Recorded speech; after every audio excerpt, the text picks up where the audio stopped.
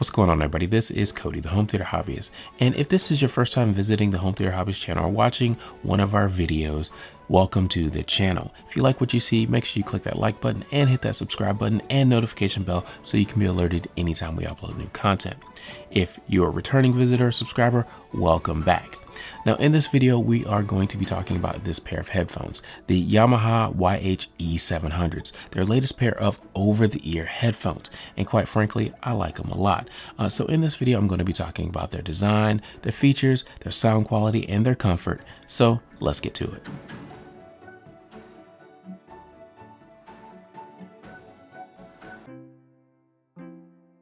The E700 is an over-the-ear headphone design.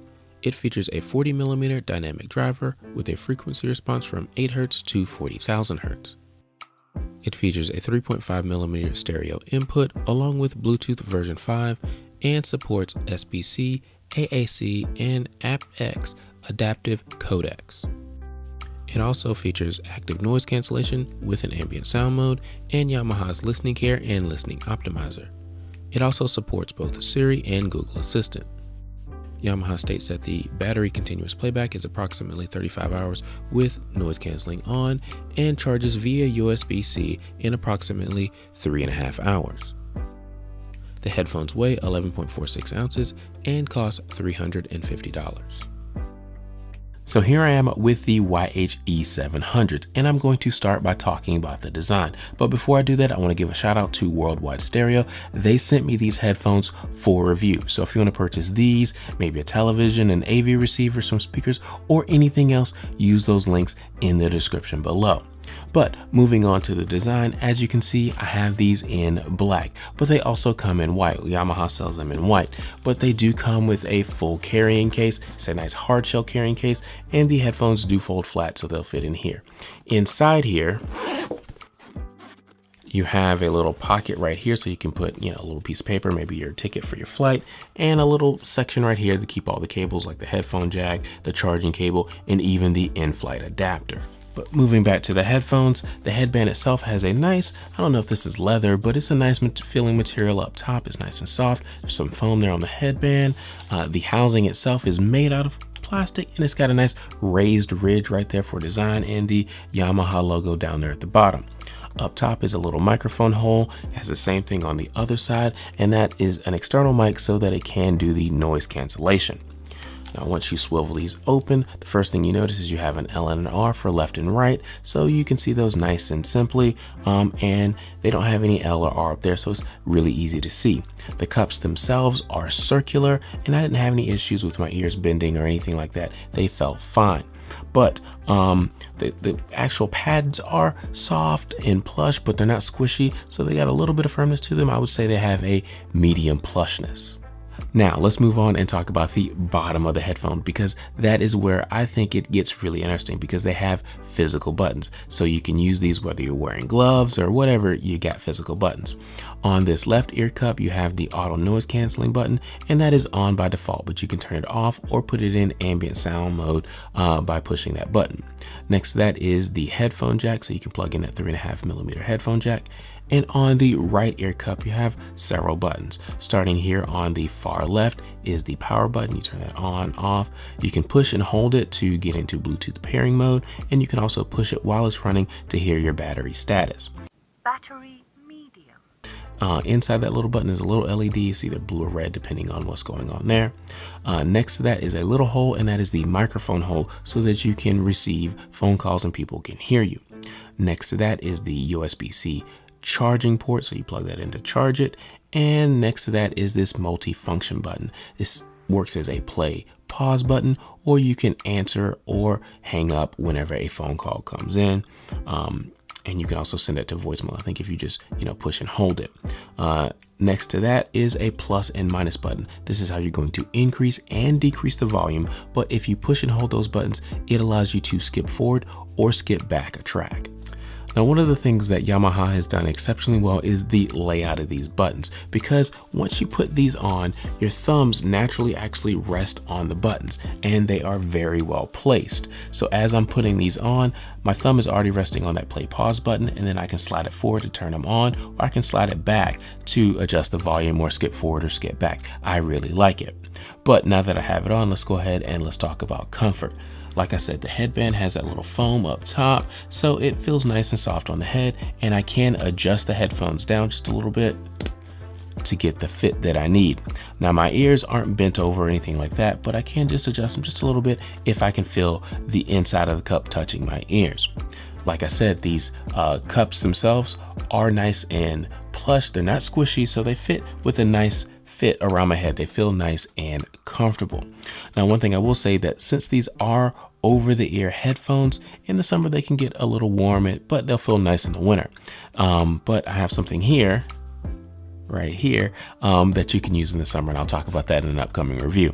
But anyways, as far as the overall clamping force, they feel pretty good on the head. I haven't had any issues with headaches or anything like that. But I did notice that after 3 or 4 hours, I did kind of want to take them off and just give my head a little bit of break. But otherwise, from a comfort standpoint, I like them. In the design category, I give these an 8.5 out of 10. Yamaha has done a good job. I mean, they've given us a carrying case that works and a couple of color options. Now, I wish they give us a few other options, like let's say a red, a blue, a pink, purple, gold, different colors just to kind of match different personalities, but black and white definitely work.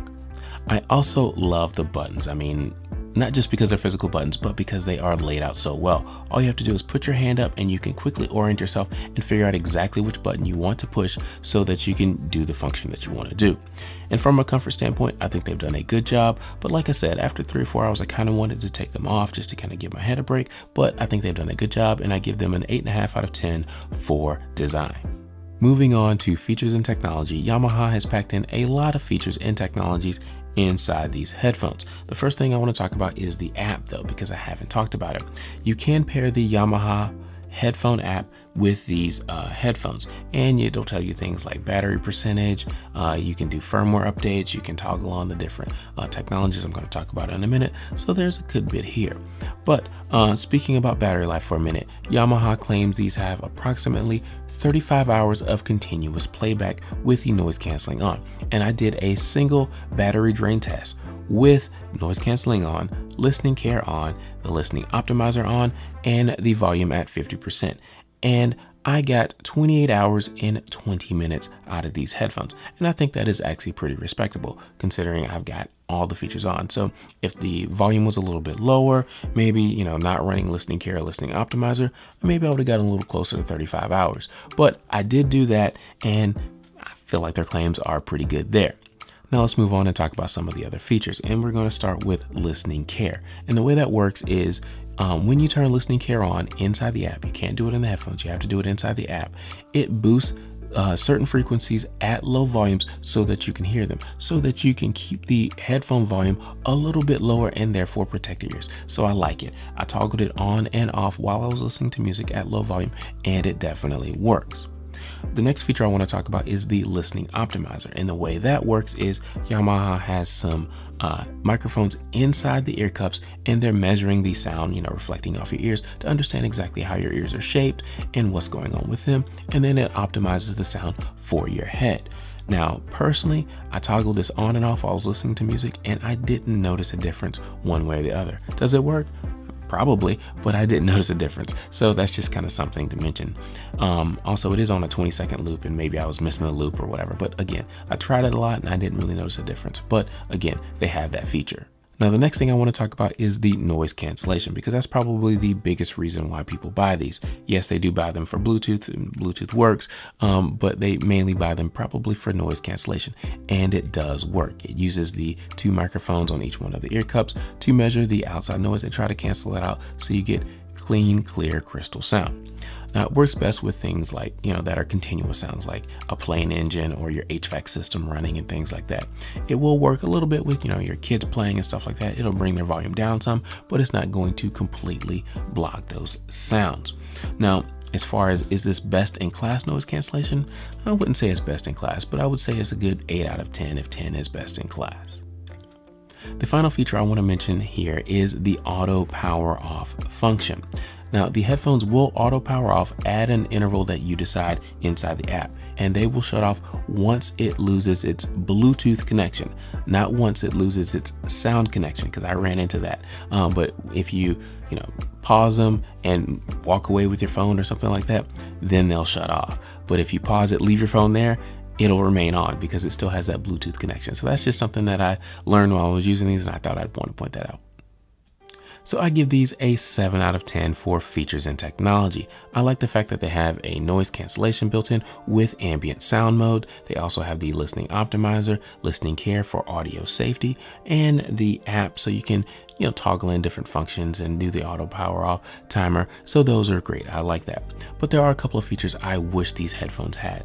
The first one being a wear detection. And what I mean by that is when you take the headphones off, I wish they would automatically pause without you even having to push the button. That'd be a nice feature to add.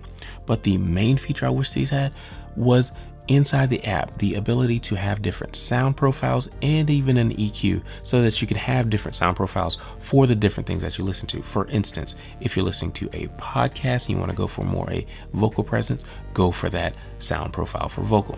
Or if you're listening to your favorite music and it's mellow, jazz or something like that, you go for the mellow. Or energetic, go for the energetic. More bass heavy, more treble heavy, just a little bit more sound adjustment inside the app would be great. So I give these a 7 out of 10 for features and technology. Now let's talk sound quality. And I tested these using both movies and music. I tested them wireless with noise canceling on and with the wire. Now, as far as the wire is concerned, that's the only way you can get high res out of these headphones because they don't have the aptX HD codec, just aptX. So if you want high res, definitely use the wire. But going back to the wireless, because that's the main way I've tested this with the Bluetooth 5, I like the way it sounds. It's got a nice full-bodied, rich sound that's very balanced between the highs, mids, and lows, with the lows being just a touch, just a hair more prominent than the mids and the highs.